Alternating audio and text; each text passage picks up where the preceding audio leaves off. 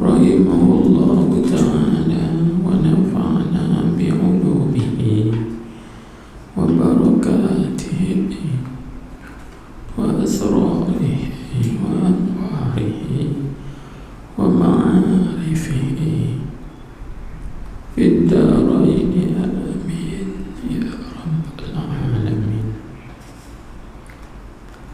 Dan setengah dari ibadahnya apa dia? Hajbun.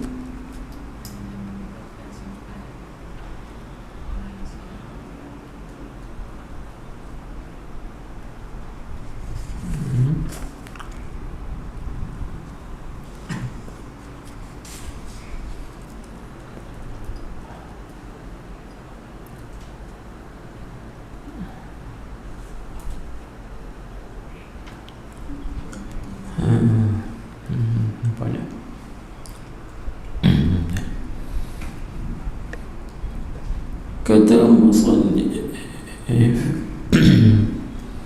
rahimahullah ta'ala, katanya, dan yang mendekatkan sampai orang yang saling kepada Allah itu pun aman banyak juga.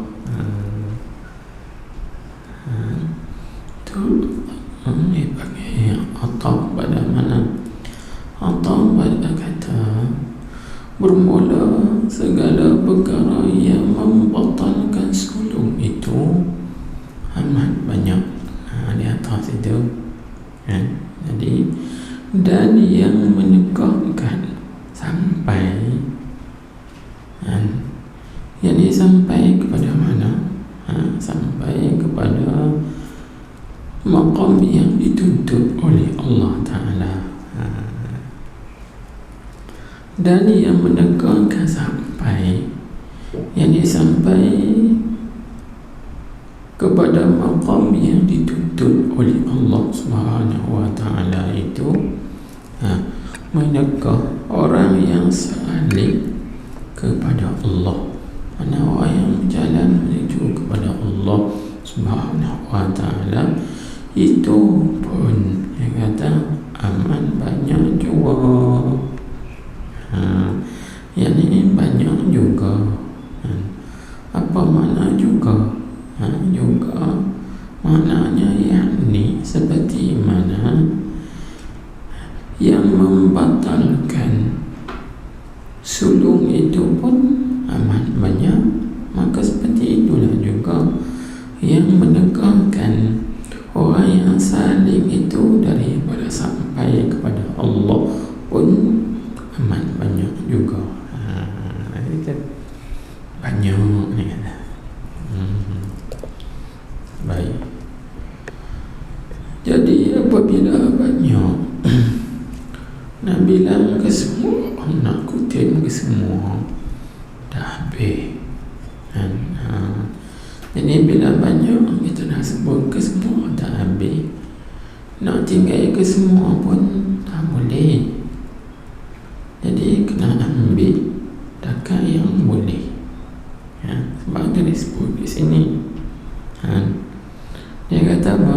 Dia kata dan setengah daripadanya, daripada yang amat banyak tu. Jadi ambil setengah. Hal ini berlaku di atas kaidah yang disebut oleh ulama, ma la yudraku kulluhu la yudraku kulluhu, ataupun la yudraku juz'ulluhu atau juz'uhu, boleh tak? Ma la yudraku kulluhu maksudnya barang yang tidak didapat kesemuanya, nak ambil kesemua tak boleh. Maka la yutraku kulluhu, maka jangan ditinggalkan kesemuanya.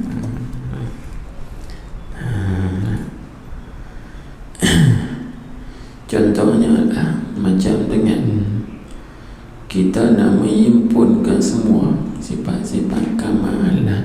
Allah Subhanahu wa ta'ala tak mampu kita nak menghimpunkan ke semua sifat-sifat kesempurnaan Allah. Nah, itu nak tinggal ke semua kan tak boleh, kita kena ambil lah dekat yang boleh.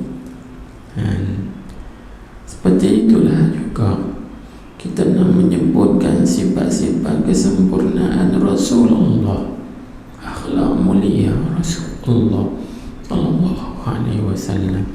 Nak sebut ke semuanya tak boleh habis, banyak. Maka jangan ditinggalkan sebut ke semuanya. Sebut setakat yang boleh. Begitu juga kita dalam pondok ni nak mengaji ke semua tak boleh, tapi jangan tinggal mengaji ke semua. Okeylah.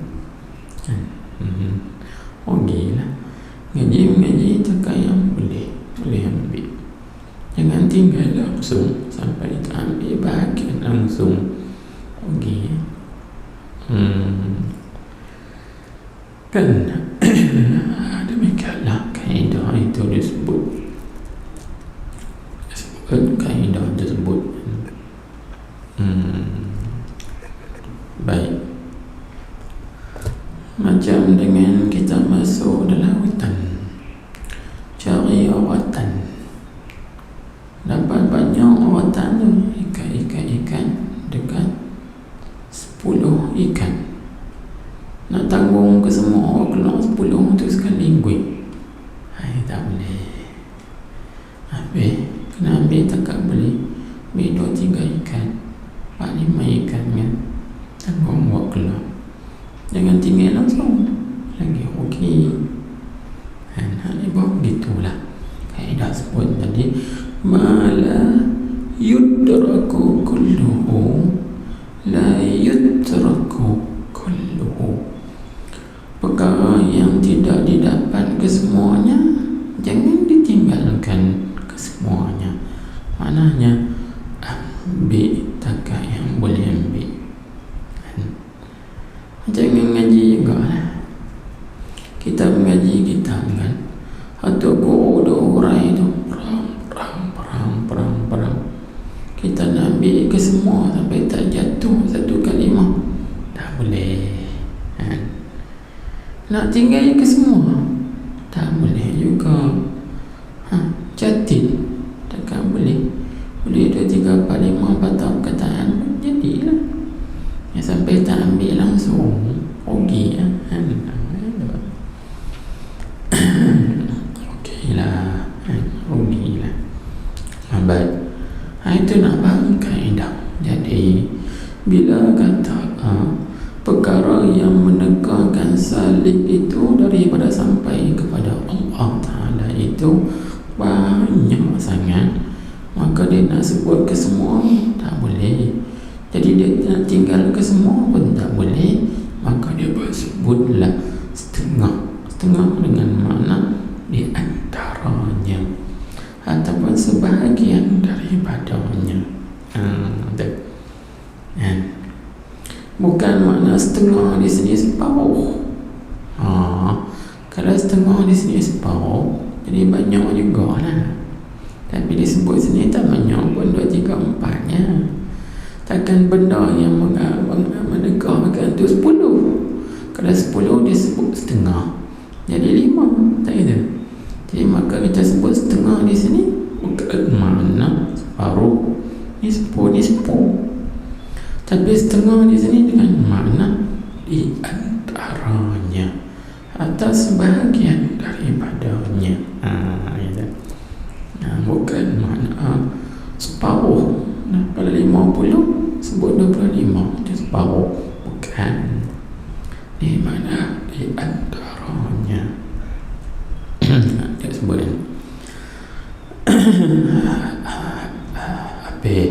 maka kita tengok disebut dan setengah daripadanya, yakni di antaranya, antara perkara-perkara yang menegakkan sampai orang yang salib itu kepada Allah, dipanggil apa?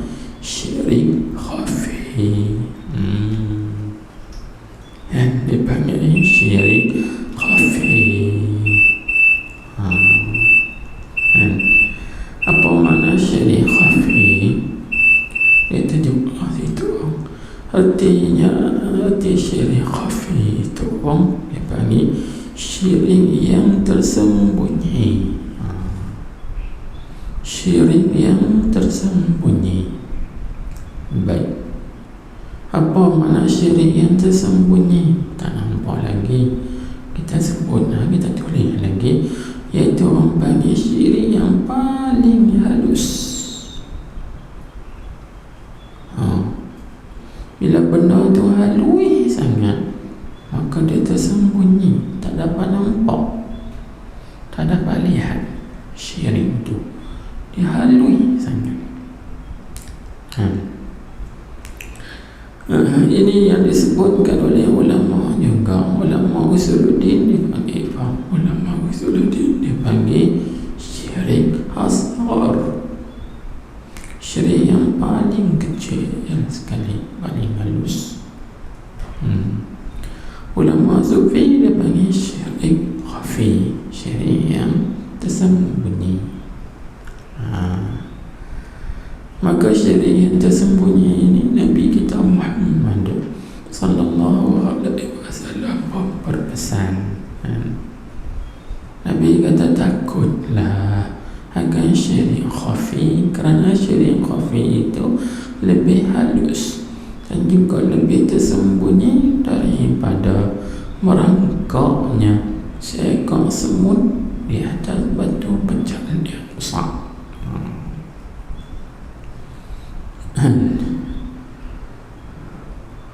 Besar sebut. Nabi kata ittaqu asyirkal khafiyah fa innahu akhfa min dabibin namli ala safati. Disebut dalam hadis kan, takutlah oleh kamu daripada syirik yang tersembunyi, kerana syirik yang tersembunyi itu lebih tersembunyi daripada merangkaknya seekor semut di atas batu pejal yang besar. Nabi sebut gitu kan. Kau tengok kan, semut yang kecil bila dia melata, dia berjalan atas batu yang besar, kita nampak tak? Mana ada nampak? Nampak batu lah. Tapi dia dah melata atas batu pejal yang besar, tak nampak. Kita pakai spek mata pun yang tak nampak, pakai kanta pun tak nampak, kena pakai teropong yang beri teropong kuman atau kokok nak nampak. Semut tu melata atas batu besar. Itu lebih minum. Baik, dia bagi syirik khafi. Ini yang menghalangkan seseorang itu daripada sampai kepada Allah Subhanahu wa ta'ala. Baik, apakah yang dimaksudkan dengan syirik khafi ini? Kita tengok sekali, kita warai dahulu, kita baca dulu, kita terang lagi maklumat tambahan. Dia kata apa? Iaitu yang kata syirik khafi itu ialah mana? Membangsakan segala perbuatan yang tersebut. Membangsakan segala perbuatan yang tersebut, yang tersebut pula yang terbit. Membangsakan segala perbuatan yang terbit, dan segala perbuatan yang terbit daripada makhluk itu membangsa kepada tu takluk pada membangsa. Membangsa dengan mana? Menyandarkan, membangsakan, yakni mensandangkan segala perbuatan yang terbit daripada makhluk itu. Jadi perbuatan yang terbit daripada makhluk,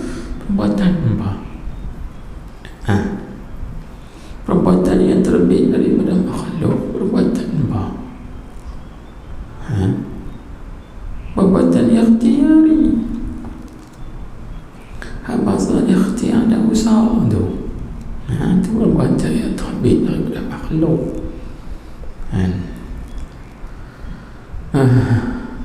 Adapun ittirari, hakikatnya, semua hakikatnya perbuatan Allah.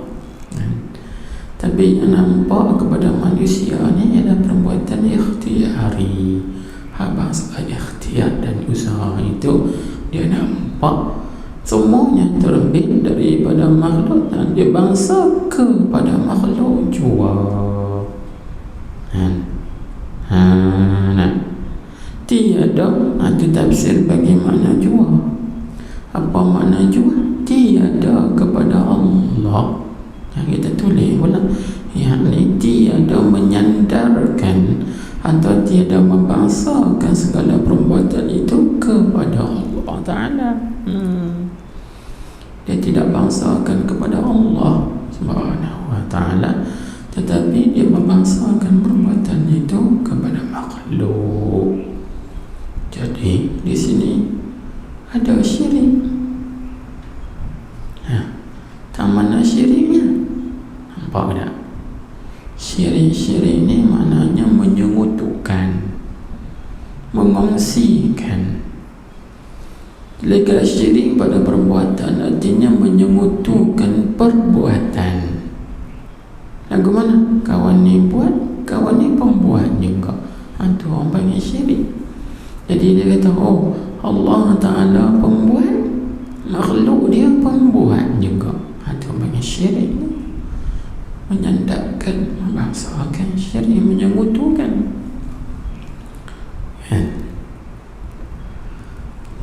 Dia nampak, kalau guna bahasa mudah, kita nampak Allah buat, aku pembuat juga. Itu syirik lalu dia ini. Syirik, aku buat juga. Itu syirik.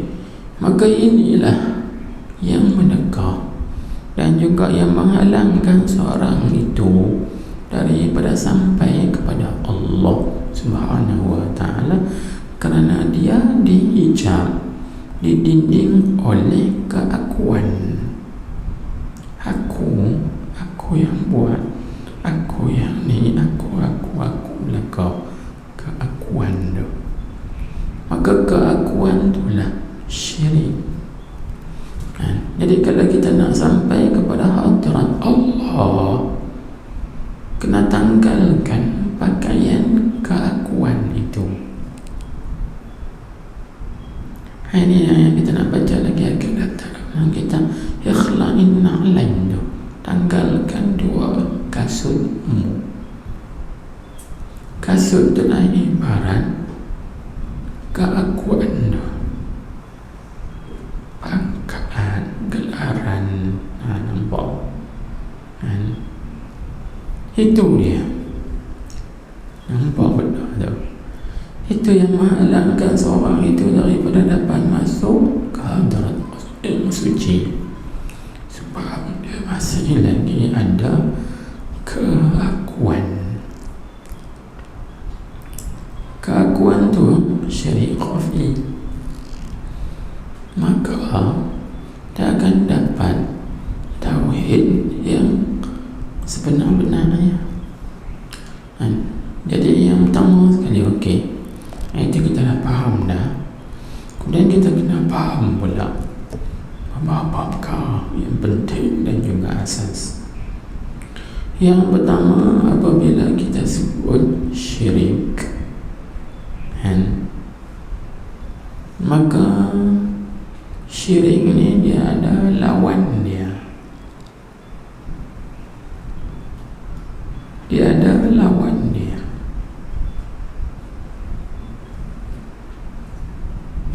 Kerana apa kita sebut awan? Kerana Allah Subhanahu wa Ta'ala menjadikan setiap suatu itu berpasang-pasangan. Tengok dalam Al-Quran, Allah Ta'ala berfirman, Inna kulla syai'in khalaqna zariba. inna kulla syai'in khalaqna zawjain. Tengok ayat tu kalau tak silap. Sesungguhnya kami jadikan setiap sesuatu itu zawjain, berpasang-pasangan.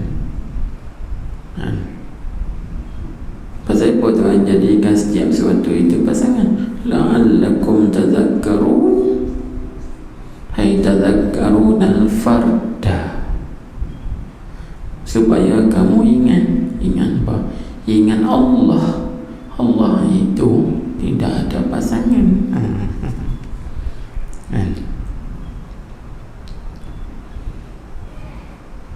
Kalau kita tengok kan,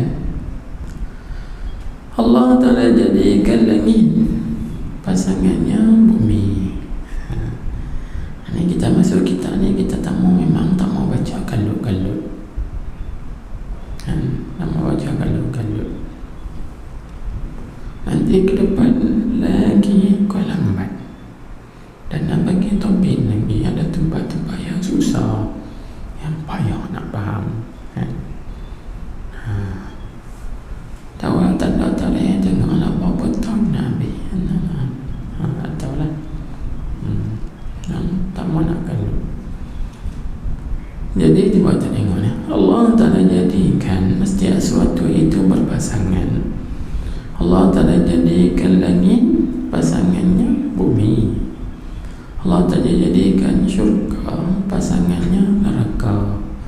Allah Ta'ala jadikan lelaki pasangannya wanita. Allah Ta'ala jadikan matahari pasangannya bulan. Allah Ta'ala jadikan lautan pasangannya daratan.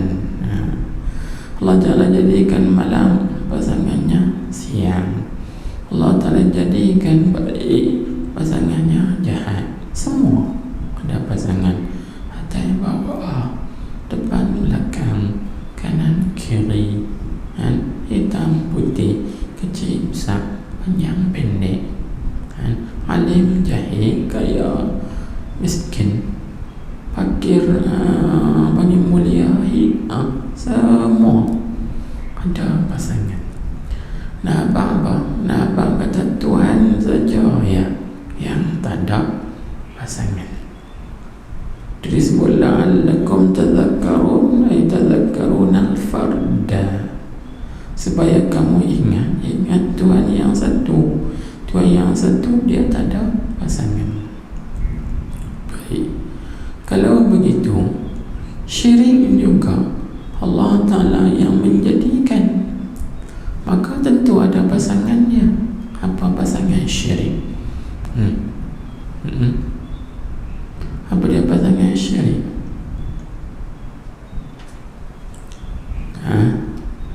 Kalau iman pasangannya kufur, syirik pasangannya tauhid. Syirik pasangannya ialah tauhid.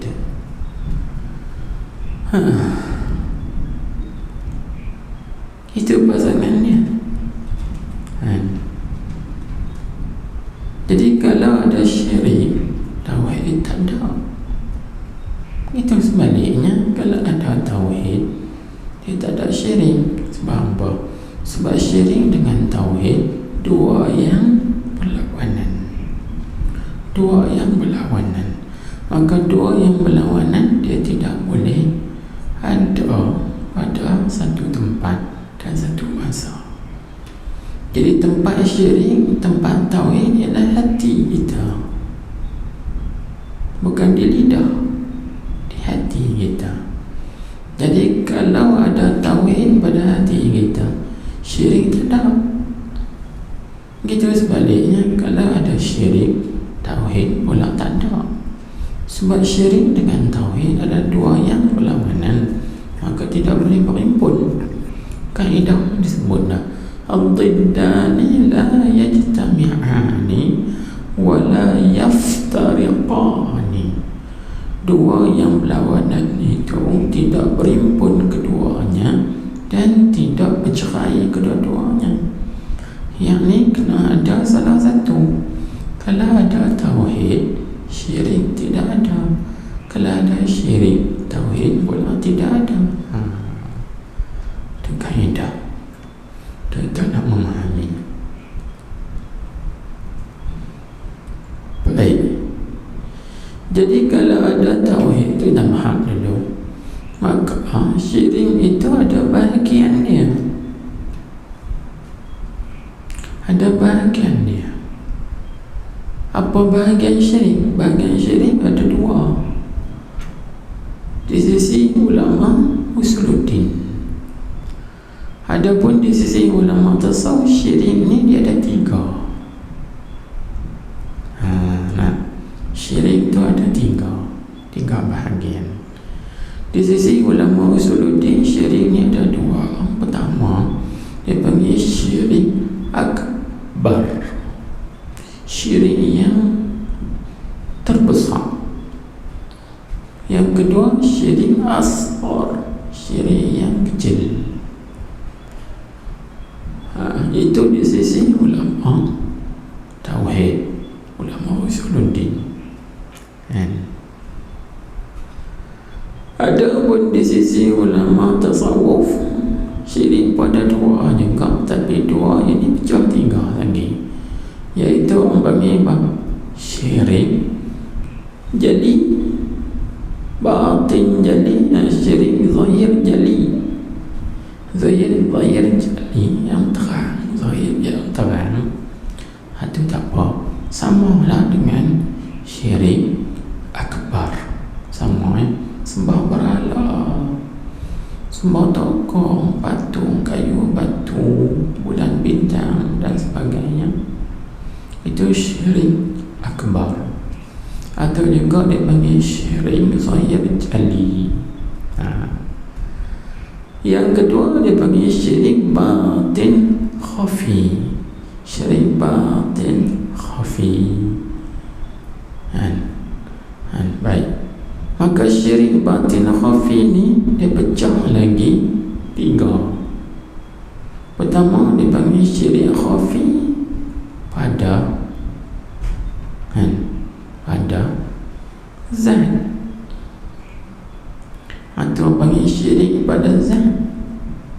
Yang kedua, syirik khafi pada sifat, atau panggil syirik pada fi'li, pada sifati. Yang ketiga, syirik khafi pada perbuatan, dia panggil syirik fi'li. Maka di situlah dapat kita faham pula tauhid juga ada tiga. Ada tauhid pada zat, ada tauhid pada sifat, ada tauhid pada fi'il. Maka di situ timbulnya syirik pada zat, syirik pada sifat, syirik pada fi'il, perbuatan. Tiga lagi. Semua ni menjadi penghalang, yang menghalang dan mencegah daripada orang saleh itu sampai kepada Allah Subhanahu wa ta'ala. Kalau dia ada syirik pada zat, kalau ada syirik pada sifat, syirik pada perbuatan, semuanya menghalang seorang itu daripada dapat sampai dan dapat masuk ke dalam hadrat Allah Subhanahu wa ta'ala. Baik, selesai. Kita pergi lagi. Bila kata syirik itu kita dah faham dah, maka kita kena cari pula apa mansya' dia. Mansya'uhu.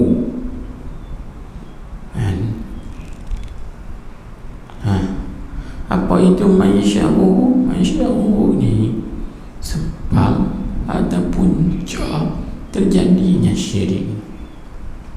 Kena cari sebab. Apa sebab terjadinya syirik? Apa punca terjadinya syirik tadi? Puncanya kata ulama tasawuf, antaranya adalah Syekhul Islam Zakaria Al-Ansari, dua sebab. Sebab yang pertama waham, sebab yang kedua ialah khayal. Sebab yang pertama waham, sengka, sengka ya. Sebab yang kedua khayal, dia berkhayal saja.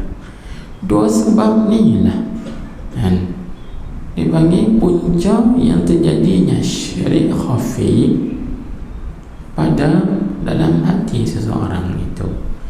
Jadi maknanya apa? Maknanya kalau kita nak sampai dan dapat masuk di dalam aturan Allah Subhanahu wa ta'ala, tak dapat tidak kita kena cari punca dan kikiskan, hilangkan punca ini. Kikis buang waham dan kikis buang khayal dalam hati kita itu, insya-Allah tidak ada syirik. Bila tidak ada syirik, yang ada apa? Tauhid. Ini yang dinamakan tauhid khas.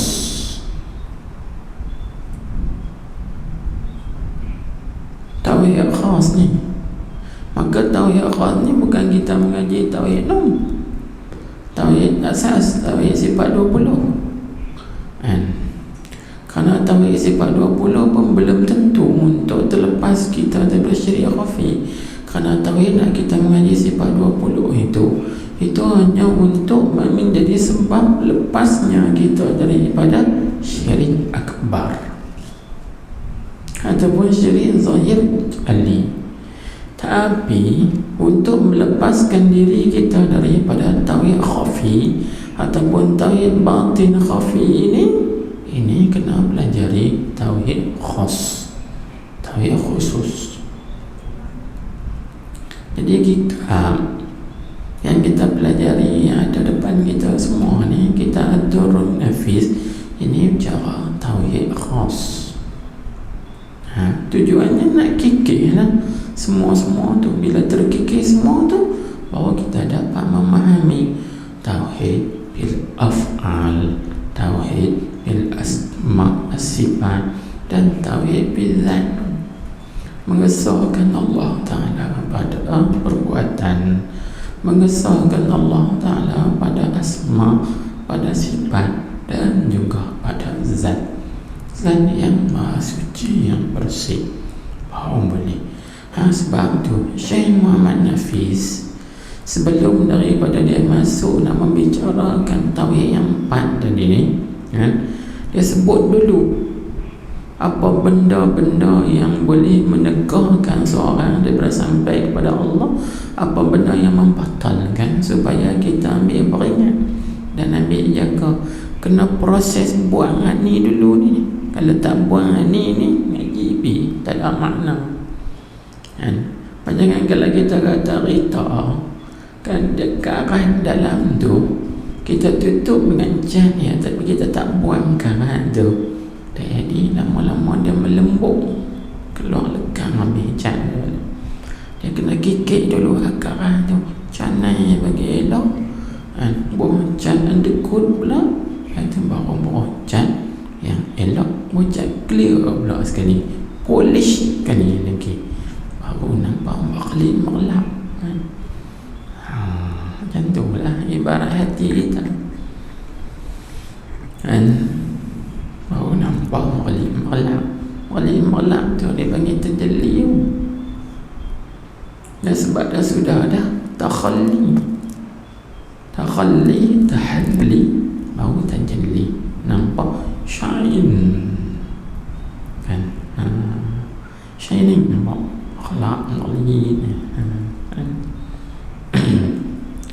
Baik, faham? Itu nak memahami, membagi istilah syirik khafi. Maka syirik khafi ini Nabi SAW, Nabi kita Muhammad SAW sebut dalam hadis, dia adalah merupakan perkara yang paling halus, paling tersembunyi, lebih tersembunyi lagi daripada melata atau berjalannya atau merangkaknya seekor semut yang kecil di atas batu penjai yang besar. Tak nampak teropong pun tengok teropong yang baik sikit kau boleh nampak. Kalau takkan teropong budak-budak tu tadi ni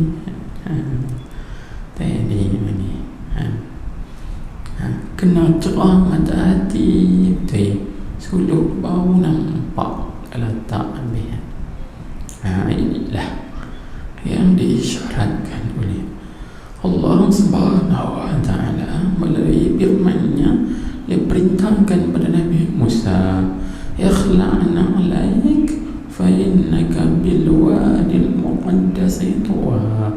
Musa, tanggalkan kasutmu kerana engkau sekarang berada di satu wadi, lembah tua, lembah yang suci. Jadi nak masuk pada tempat yang suci itu tak boleh masuk kalau kita ada benda yang kotor. Pasal Nabi Musa disebut kerana kasut Nabi Musa alaihi salam itu diperbuat daripada kulit keldai yang tidak disamak. Jadi najis Jadi nak pijak tempat yang suci itu kena buat kasut itu dulu baru boleh pijak, boleh masuk pada tempat yang suci tadi. Bandingannya seperti kita nak masuk dalam masjid, kena tangkal, kena buang dulu kasut. Kerana kasut kita tadi mungkin kita pijak tai kucing, tai ayam, tai lembu dan sebagainya lagi najis kotoran. Jadi tak boleh masuk pakai kasut di dalam masjid, melainkan kena buang kasut baru boleh masuk di dalam masjid. Kerana masjid itu tempat suci, tempat ibadat rumah Allah Subhanahu wa ta'ala. Itu bandingannya.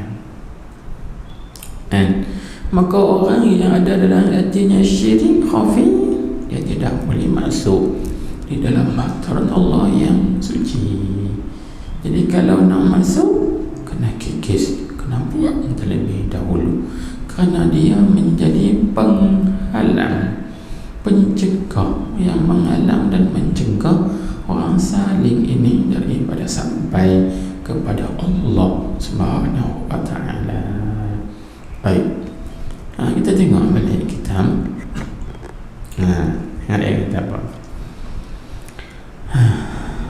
Dia kata apa?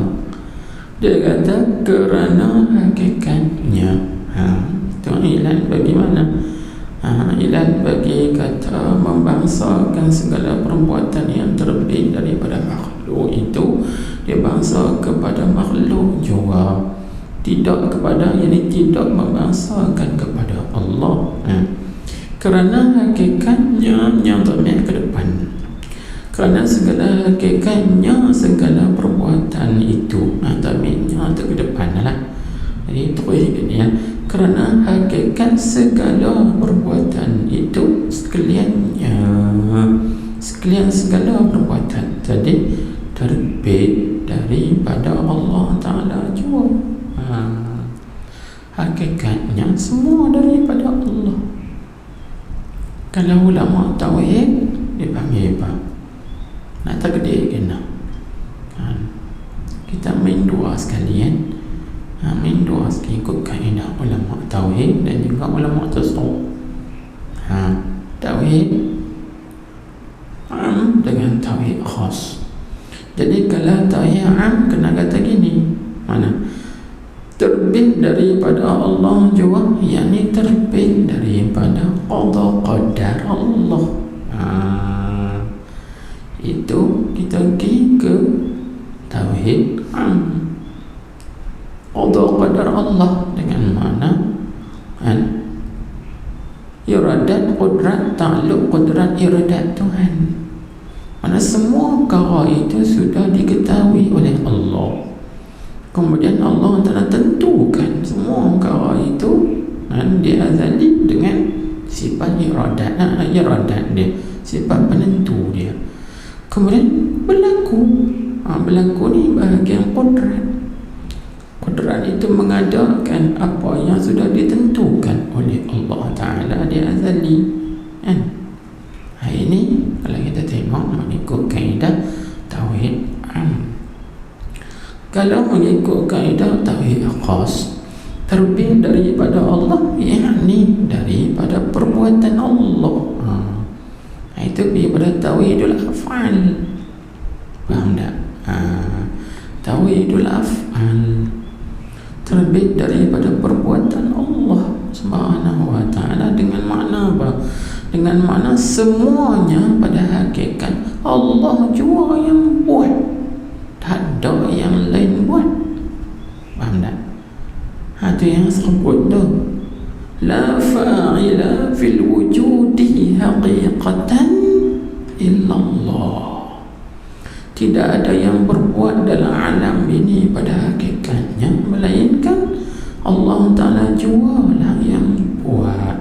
Ini baik musyahadah pada mata hati akan tauhidul af'al. Semua yang terbit itu adalah Allah, daripada Allah.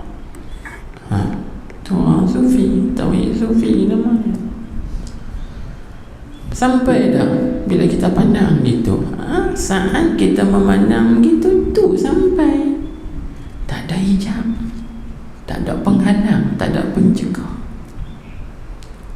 terus tembus hati dia tertembus, dapat musyahadah af'al Allah, perbuatan Allah Subhanahu wa ta'ala.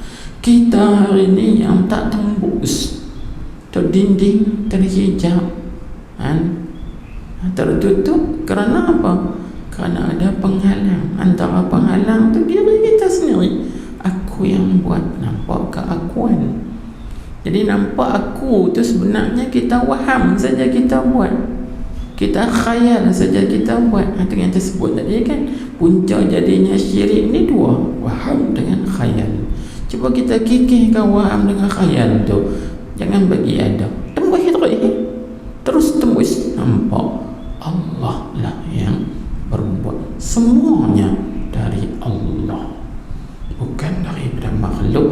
Makhluk ni nampak pada zahir sahaja, rupa zahir sahaja. Hakikatnya adalah dari Allah Subhanahu wa ta'ala. Baru tembus masuk ke dalam kalbu, batin hati dia tu, roh dia tu, nampak Allah.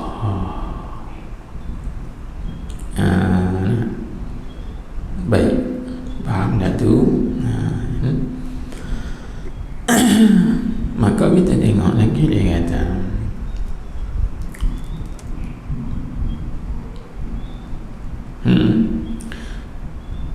dan adalah, tengok kata sebab dan adalah segala makhluk itu seolah-olah alat perbuatan Allah Ta'ala. Dia kata seolah-olah alat perbuatan Allah Ta'ala. Dia kena faham tu, seolah-olah. Bila kata seolah-olah, dia bukan realiti, dia bukan kenyataan. Itu perumpamaan saja. Kita ni seolah-olah alat perbuatan Allah. Apa maksud alat perbuatan Allah? Ni kena catat lah, kena tulis. Yang ni maksud, baik-baik kita tengok satu-satu. Kita tengok satu-satu. Maksud asal mana alat? Alat ni maksudnya apa? Pekakai ataupun bahan kan.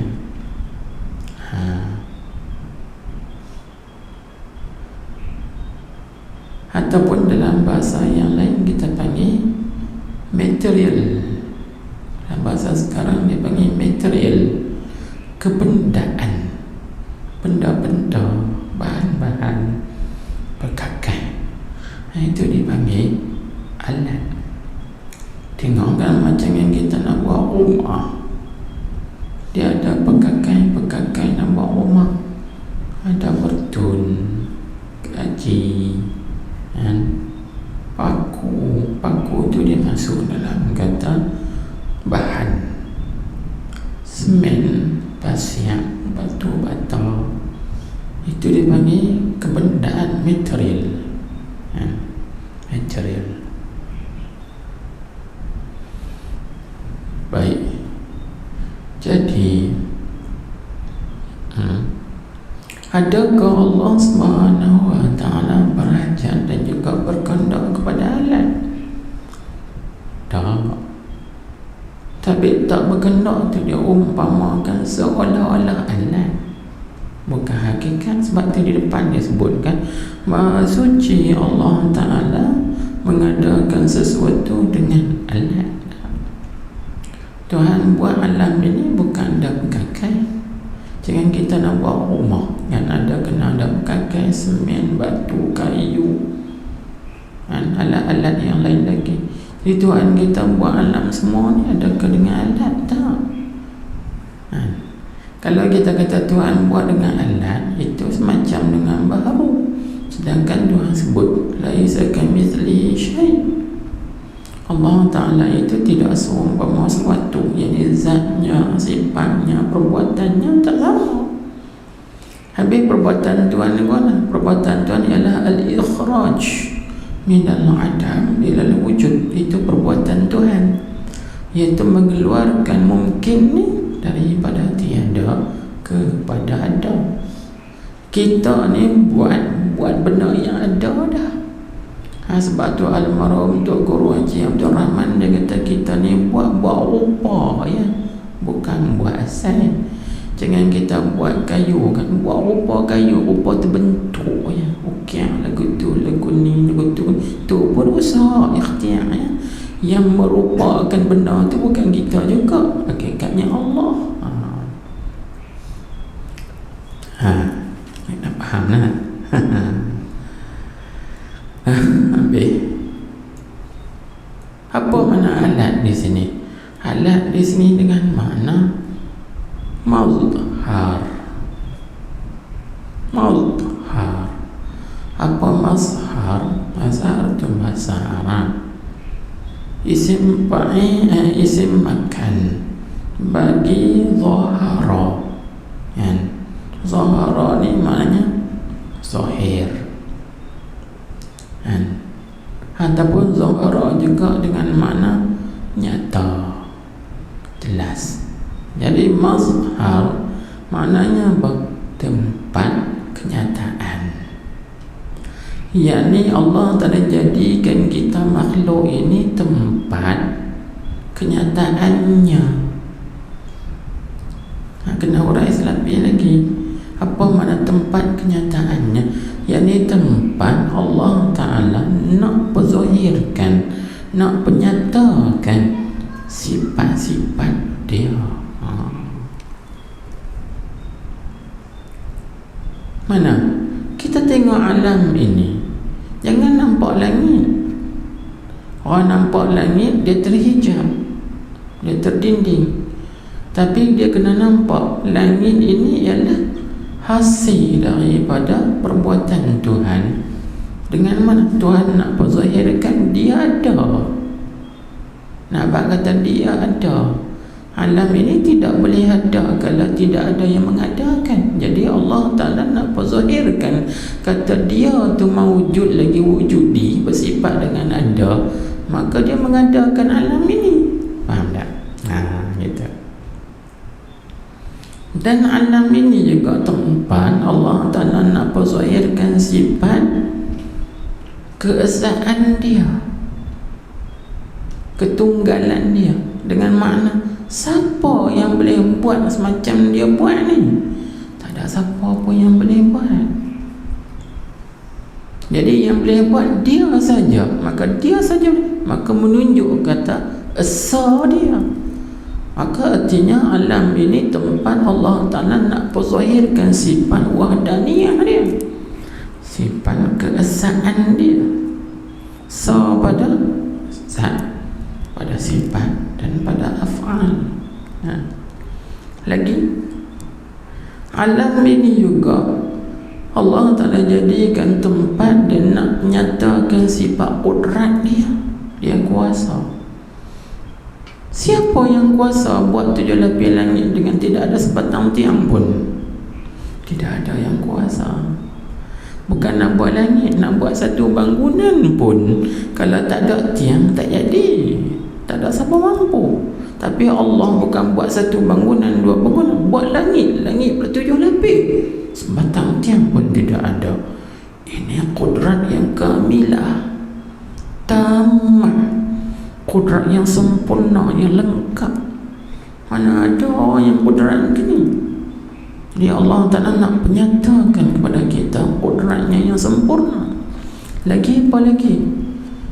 Nak bilang satu jenuh lah, kita pakai secara ijmal, yakni alam ini juga tempat Allah Ta'ala nak menyatakan kepada kita hamba-hamba dia ini bahawa dia bersifat dengan segala sifat kesempurnaan.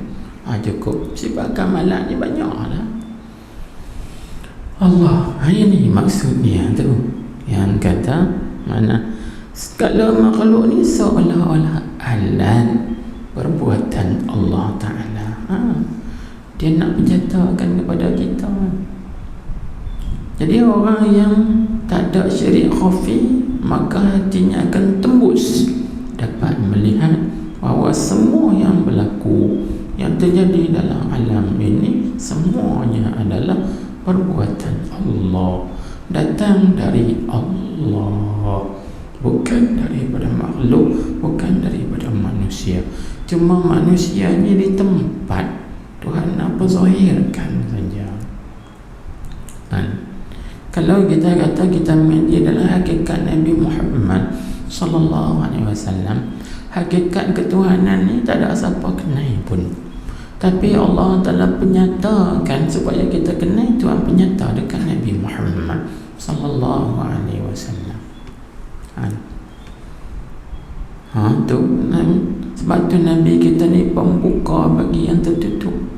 Dulu Allah Ta'ala tertutup, tidak dikenali, maka yang membukanya orang kenal Tuhan Nabi Muhammad. Tu Al-Fatih, 5 ughliq. Tuhan penyatakan, Tuhan berzahirkan pada Nabi Muhammad sallallahu alaihi wasallam kesempurnaan dia. Itu Nabi kita ni sempurna, amat sempurna, ni sebab kemanusiaan. Sebab tu kemanusiaan dia bukan kemanusiaan biasa-biasa. Dia kemanusiaan yang luar biasa. Mau tak luar biasa? Sebab dia, Nabi kita Muhammad ni, tempat kenyataan bagi yang maha luar biasa, Allah Ta'ala. Allahu Akbar. Ini yang pertama untuk kita nak memahami apa maksud syirik khafi itu menjadi pencegah atau menegak seorang itu daripada sampai kepada Allah. Nantilah kita ni pada muka surat apa ke depan nanti akan diuraikan lagi. Soal 5 nanti dia ada urai panjang lagi syirik khafi itu. Disebut dulu, nanti tengok ke depan ada nanti. Jadi apabila seorang itu dapat mengikiskan dirinya daripada syirik khafi, maka ketika itu barulah dia dinamakan muwahhid haqiqi. Artinya orang yang benar-benar mentauhidkan Allah Subhanahu wa ta'ala. Selagi dia tak lepas daripada syirik khafi ini, dia masih lagi dinamakan musyrik, syirkan khafiyan. Dia masih lagi dinamakan orang yang syirik sebagai syirik yang halus, yang tersembunyi. Baik, kita tengok yang seterusnya, yang berikutnya. Dia kata, dan setengah daripadanya, yakni di antara perkara-perkara yang menegakkan orang yang saling itu daripada sampai kepada Allah dan daripada dapat masuk berada di dalam hadirat Allah. Apa dia? Riya'un. Riya'. Kita Melayu pun bagi riya' juga. Tengok dia tu riya'. Nah, riya'. Apa makna riya'? Artinya, tengok kita. Artinya, arti riya' itu memperlihatkan ibadatnya itu. Mana ibadat orang saling tadi. Kita tengok saya bincang. Memperlihatkan ibadatnya, ibadat orang saling itu memperlihat kepada orang yang lain. Dan dia nak tunjuk amal ibadah, taat, khidmat dia dekat orang lain. Itu mana riya'. Ini pun menegah juga daripada masuk sampai kepada hadirat Allah. Ataupun riya' itu ni makna yang kedua dipanggil, atau di sini litanwi' bukan lil khilaf, atau di sini panggil litanwi', yakni bagi melbagaikan ta'rif riya' tu atau maksud riya' tu panggil tanwi'. Ataupun riya' itu dengan mana mengendaki dengan ibadahnya itu kehendak apa? Kehendak akan sesuatu yang lain daripada Allah. Riya'nya jikalau syurga sekalipun. Sebab riya' ini lawan dia apa? Riya' ini lawannya ikhlas. Jadi mana dia buat ibadat tadi ni tak ikhlas sungguh-sungguh semata-mata kerana Allah, tapi dia ada tujuan yang lain. Aku buat ibadat ni kerana aku nak syurga, nak kahwini anak bidadari dalam syurga, nak maqamat, nak karamat, nak muka syafaat, apa lagi lah. Ingat kan, siapa yang buat amal ibadat nak benda yang kita sebut tadi ni, dia tak akan sampai. Kerana nak hak tu menjadi penghalang dia daripada sampai kepada Allah. Tak akan sampai. Ingat ahli zikir, kalau dia berzikir, dia nak karamat, dia nak muka syafaat, dia nak maqamat, dia tak akan sampai. Kerana tujuan dia ada tujuan yang lain. Ingat, ahli zikir perbetulkan niat dia. Aku berzikir bukan kerana karamat, tapi aku berzikir kerana menjunjung perintah Allah. InsyaAllah sampai dia. Begitu juga ahli tarekat pun, jangan niat dia masuk tarekat ni kerana nak maqamat, karamat, muka syafaat. Dia tak akan dapat sampai kepada Allah Subhanahu wa ta'ala, kerana salah niat dia itu menjadi penghalang dia daripada sampai kepada Allah Subhanahu wa ta'ala. Habis niat apa? Niat aku nak jadi hamba Allah. Kun Abdullah ta'ala, jadikan dirimu itu hamba Allah Subhanahu wa ta'ala. Aku buat kerana aku hamba, jadi aku buat ni kerana ikut junjung perintah Tuhan aku, bukan kerana lakuan yang lain. Dan niat kerana tu dia tak akan dapat. Dia tak akan dapat. Baik, maka riya ini dia ada 3 jenis kan? Kita dah bincang dalam minggu lepas dalam kitab itu Asrar Ulum Al-Muqarrabin. Jangan lupa, riya ada 3 jenis. Ada riya pada perkataan, dipanggil riya fil aqwal. Ada riya fil af'al, pada perbuatan, ada pula riya fil ahwal, pada ahwal, hal-hal. Maka ulama fiqh dia riya pada perkataan, depa ni ada riya pada perkataan. Begitu juga ahli tarekat, dia riya pada amalan. Orang tarekat mereka nak tunjuk mereka kuat berzikir, mereka kuat meratib, mereka kuat banyak amal tu, zikir tu, wirid tu, hizib ni, mereka kuat. Itu riya pada af'al ni bagi. Manakala orang hakikat, mereka riya mereka pada ahwal.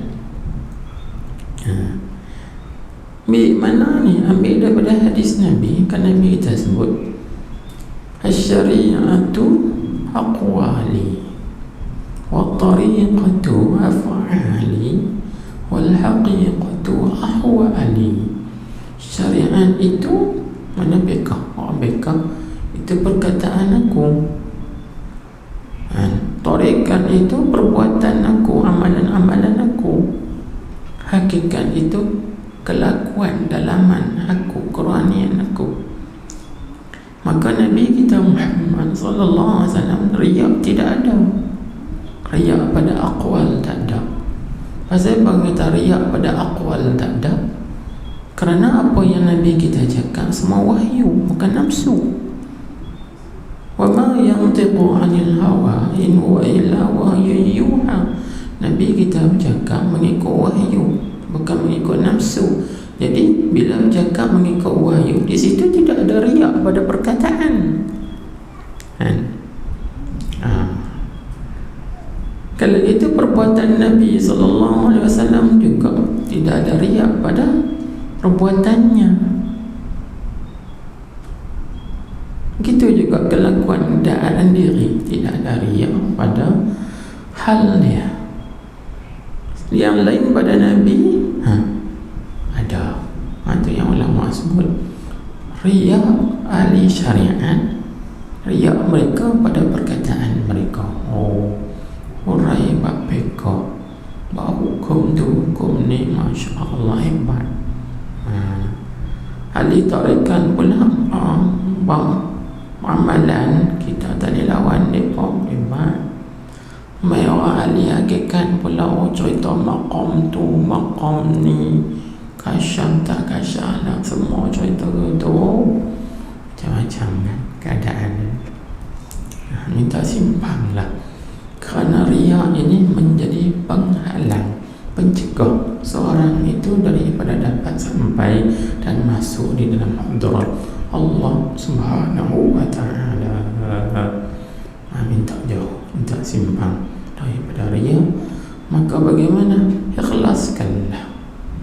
Sebab tu kata ulama, bagaimana cara kita nak mengikhlaskan? Iaitu kalau boleh kita perbanyakkan menyebut la haula wala quwwata illa billahil aliyyil azim. La haula wala quwwata illa billah. Sebab tu kebanyakan dalam zikir-zikir tarikat mesti ada zikir la haula wala quwwata illa billah. Macam dalam tarikat Rabbaniyah, Mujaddidiyah, dia ada zikir la haula wala quwwata illa billahil aliyyil azim. La haula wala quwwata illa billahil aliyyil azim. La haula wala quwwata illa billahil aliyyil azim. Tapi jangan sebut saja, sebut kena hadamkan, faham maknanya. Tiada ada daya, la haula, tidak ada daya, yakni daripada tidak ada daya untuk meninggalkan maksiat, wala quwwata, dan tidak ada kekuatan atas melakukan ta'at, illa billah, ay illa bi'aunillah, melainkan dengan pertolongan Allah. Ingat, aku yang boleh tinggal maksiat, aku kan ada keupayaan. Tuhan tolonglah semua. Aku yang boleh buat taat ni bukan kekuatan aku, tapi dengan kekuatan Allah, pertolongan Allah. Bila kita ingat begitu, tak ada lah sifat riya kan? Nah. Sebab tu kata ulama, sahih amalaka bil ikhlas. Persahihkan, perbetulkan amal engkau itu dengan ikhlas. Kemudian ikhlas tadi ni berhajat pula kepada tashih. Wa sahih ikhlasaka bitabarri minal haul wal quwwah. Dan persahihkan keikhlasan engkau itu dengan melepaskan diri daripada melihat nampak kekuatan dan juga keupayaan kita. Jangan nampak kan? Selagi kita nampak tak ada ikhlas, tak ada orang panggil ikhlas. Bila tak ada ikhlas, dia main riak. Jangan nampak. Jadi jangan nampak ni pun hakikatnya bukan kita, juga hakikatnya Allah lah. Cuma kita perlu pada mujahadah riyadhah. Mujahadah riyadhah dengan bersungguh-sungguh dan dengan konsisten. Maka Tuhan kata apa? Orang ini aku akan tunjukkan jalan-jalan kepada aku. Walladzina jahadu fina lanahdiyannahum subulana. Orang yang betul-betul mujahadah pada jalan kami, kami akan tunjukkan mereka jalan-jalan yang sampai kepada kami. Kena kuat mujahadah, perang dengan nafsu. Bila nafsu kita ni main rasa nak tunjuk ke orang, lawan. Ni bukan aku ni, aku rajin mengaji, bukan aku, Tuhan yang tolong aku. Aku rajin beramal ibadat, baca Al-Quran, berzikir, bersalawat, ni bukan aku ni, bukan kerajinan aku, bukan keaktifan aku, bukan kecerdasan aku, tapi semua ni pertolongan Tuhan, bantuan Allah, taufik daripada Allah. Terkikis sifat riya tadi. Bila terkikis, apa dah, sampai kita kepada Allah kan? Di situ jangan bagi ada riya. Baik, itu yang kedua daripada beberapa perkara yang mencegah ataupun yang menghalang seorang itu daripada sampai kepada Allah dan daripada sampai dapat masuk ke dalam hadrat Allah Subhanahu wa ta'ala. Baik, jadi perbanyakkan menyebut la haula wala quwwata illa billah, la haula wala quwwata illa billah, serta faham makna dia. Jangan sebut saja. Lepas tu kata ulama, seorang yang menghafaz satu kalimah tapi dia tak faham kalimah itu dipanggil lebih membodohkan diri dia. Contohnya lah, ni buat contoh saja. Hari ni orang suka sebut apa? Diskriminasi. Kita pun dengar diskriminasi, apa? Diskriminasi. Tapi kita tak faham apa dia diskriminasi. Kita cerdik ke bodoh? Jawabnya jadi dua kali bodoh. Hang hafal satu kalimah, hang sebut satu kalimah, tapi hang tak faham, tak erti yang hang baca sebut tu. Cerdik ke bodoh? Bodoh namanya. Kita jangan jadi macam tu. Macam tu juga budak-budak kalau hafal Quran tak faham Quran, tak cerdik. Tak cerdik. Dia hafal Quran, dia kena faham apa yang dia hafaz. Macam tu juga budak-budak hafal matan jurmiyah daripada al-kalam wal lafdhu sampai habis, tapi bila tanya faham tak? Tak tahu nak tambah. Macam tu. Ingat, bila kita nak hafal satu kalimah atau bila kita nak sebut satu kalimah, kita kena faham kalimah tu.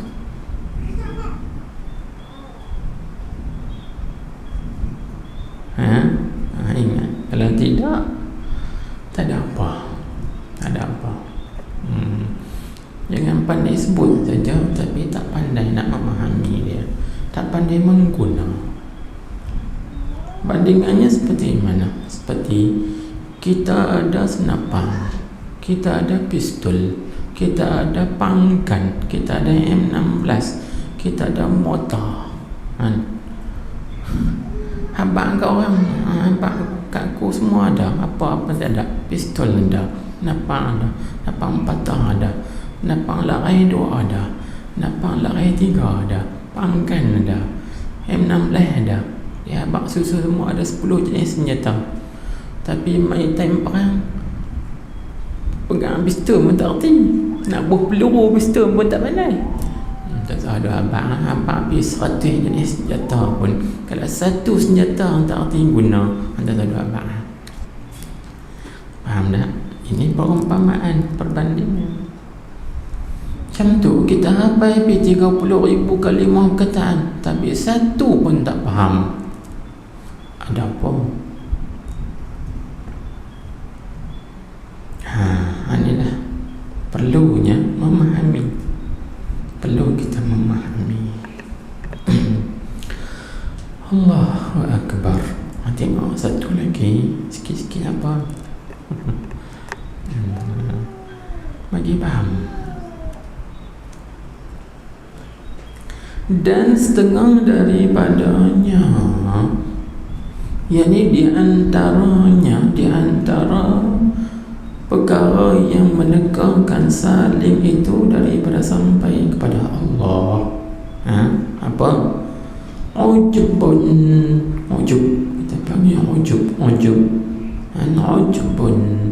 Atau setengah dia panggil i'jabun. Engkau kan? Engkau pula. Aduh, tak nampak lah. Setengah daripadanya adalah sum'ah. Bahasa Arab sum'ah artinya, arti sum'ah Melayunya mengkhabar-khabarkan ibadahnya yang ikhlas. Kerana Allah itu khabar kepada, tak ada mencerita-ceritakan. Asal mana sum'ah tu bahasa kita mengkhabar dengan memperdengar-dengarkan. Bila memperdengarkan tu maksudnya menceritakan amalan kita yang ikhlas itu kepada orang lain. Lagu mana? Contoh kita buat mudah ya. Seperti kita kata gini, aduh semalam aku bangkit pukul 3 pagi, masuk beli ayam, beri gigi, mandi, ambil wudu, pakai baju 2, 4, 3 sejadah, semayang tahajud 8 rakaat, berzikir boleh 10,000, salawat boleh 1,000. Duk pagi ni rasa tenang lah sikit. Cerita ke orang tidak serabut. Ini mengkhabarkan, menceritakan kepada orang lain. Baik. Jadi mengkhabarkan tu supaya makna dia ada gharad. Supaya tu bagi gharad dia, apa tujuan dia, apa motif dia, maksud dia. Tujuannya supaya dibesar orang, dimuliakan orang. Jadi supaya orang kata dia ni apa? Oh, dia ni ahli ibadah. Dia ni orang ahli qiyamul lail. Dia ni ahli apa lagi lah? Bangun tengah malam, ahli zikir, ahli munajat. Jadi orang mulia dia.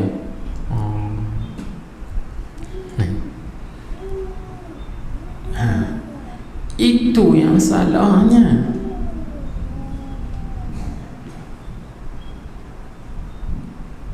Itu yang salahnya. Bapa kita nak abang kau orang, bapa kita nak beritahu kau orang, Tuhan tahu sudahlah. Jangan riak tadi kan. Bapa kita nak tunjuk kau orang, tunjuk kat Tuhan sudah.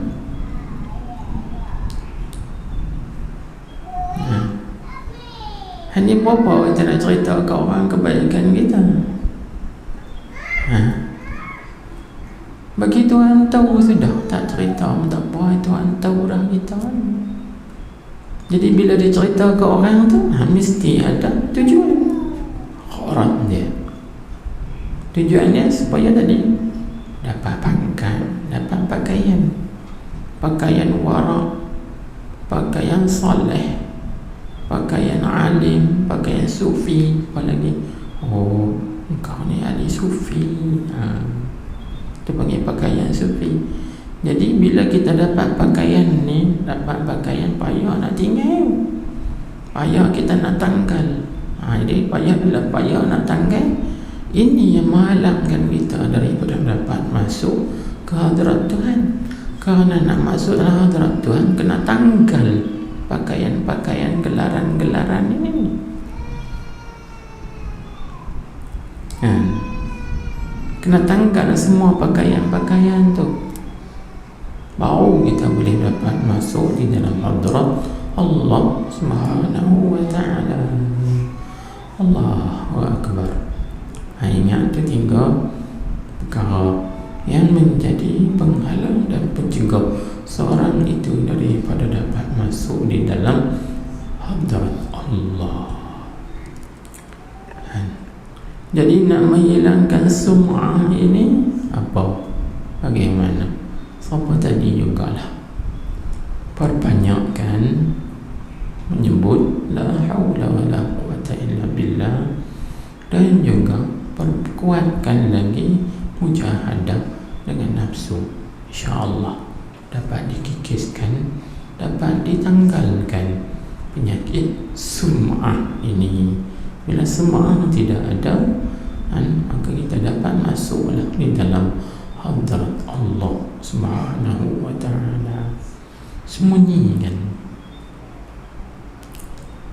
Sebab tu kebaikan ini kita kena sembunyi. Jangan kita duk cerita.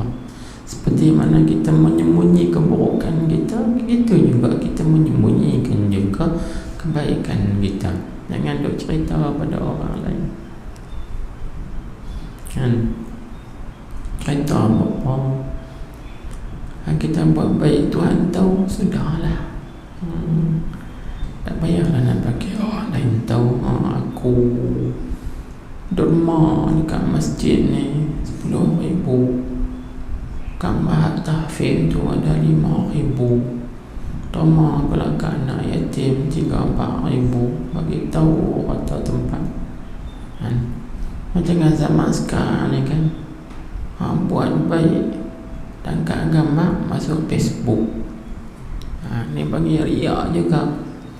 Yang dinamakan sekarang ni bagi riak al-elektroni. Itu nama riak al-elektroni.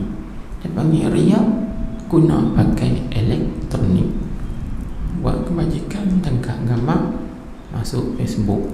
Orang tengok seluruh dunia. Riak elektroni itu namanya. Buat apa? Tak ada faedah apa pun.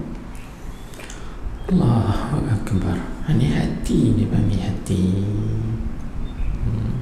Tujuannya supaya orang like. Orang like tu dapat status. Oh bagus. Tengok yang like kita 1 juta. Syok lah. Terhijab, terhalang dia daripada sampai kepada Allah. Na'udzubillah. Habis. Dan setengah daripadanya